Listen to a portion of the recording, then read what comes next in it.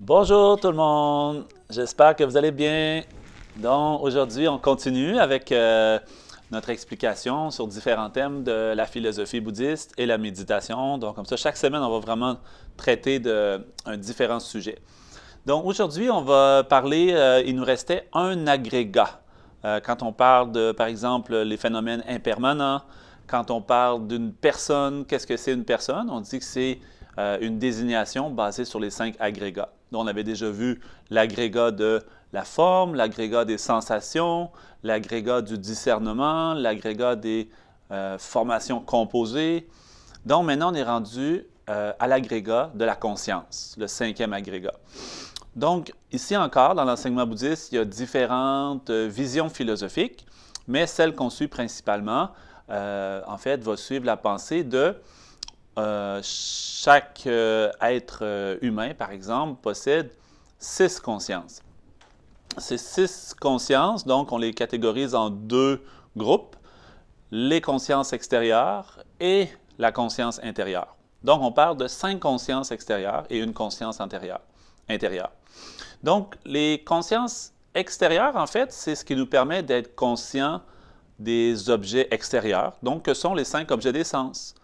Les goûts, les odeurs, les objets visuels, les sons et les sensations tactiles comme le froid, le chaud, etc. Donc ça, c'est les 5 consciences extérieures qui nous permettent de connaître le monde extérieur.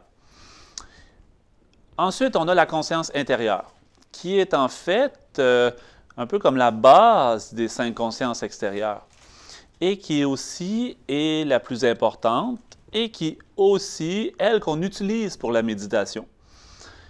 Quand on parle dans la philosophie bouddhiste que la nature de l'esprit est claire et lumineuse et que les impuretés qui le voilent sont temporaires, donc on a parlé auparavant d'un agrégat qu'on disait qui était les formations composées.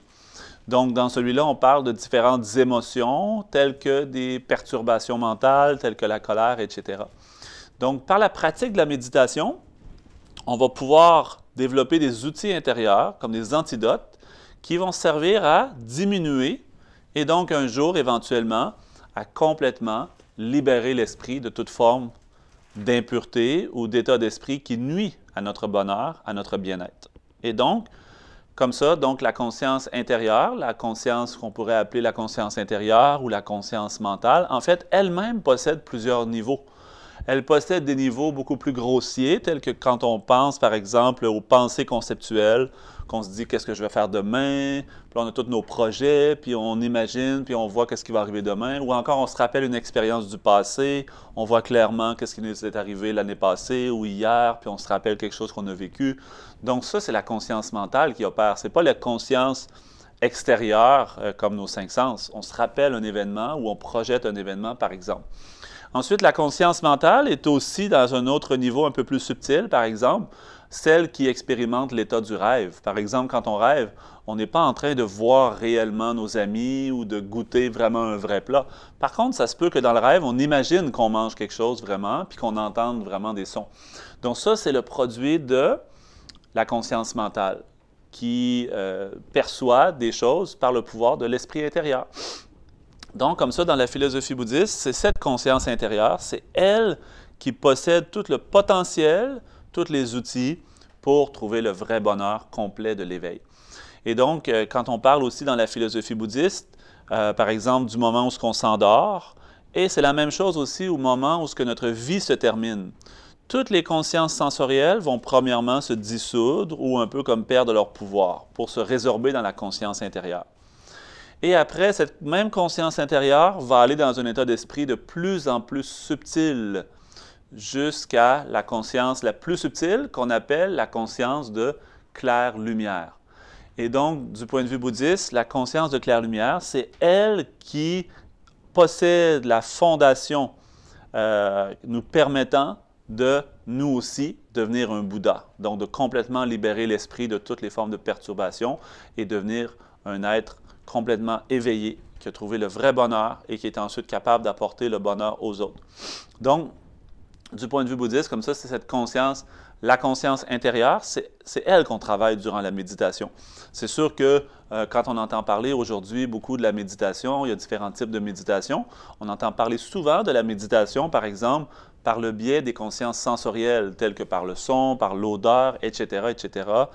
Mais dans la philosophie bouddhiste, la méditation, c'est vraiment par la conscience intérieure dans laquelle on développe des outils intérieurs. Donc ça, je vais en parler plus tard dans une autre vidéo, justement, sur la méditation. Donc, c'est ça, ça complète aujourd'hui notre explication sur les 5 agrégats. Donc, c'est cet ensemble d'éléments, de multiples éléments. Par exemple, tout comme une forêt. Une forêt, c'est quoi? C'est un nom qu'on a donné à un ensemble d'arbres, d'animaux, de plantes, de terre, d'air, etc. Tout ça réuni ensemble, on a appelé une forêt. Ou encore, un lac, par exemple, c'est encore une fois un nom donné à un ensemble de multiples gouttes d'eau et d'éléments qui vivent dans ce lac. Donc, de la même façon, quand on parle de moi, Jason, ce n'est pas un bloc solide, une chose qui existe autonomement de façon indépendante par son propre pouvoir, mais c'est plutôt une simple désignation sur un ensemble de multiples composants impermanents. O Janjo Semcho Rinpoche Make Banam Ke Gyoche Ge Ba Nyamba Me Ba Ya Kone Konde Pe Wa Sho. Voilà, merci beaucoup tout le monde. À une prochaine fois. Merci beaucoup d'être venu.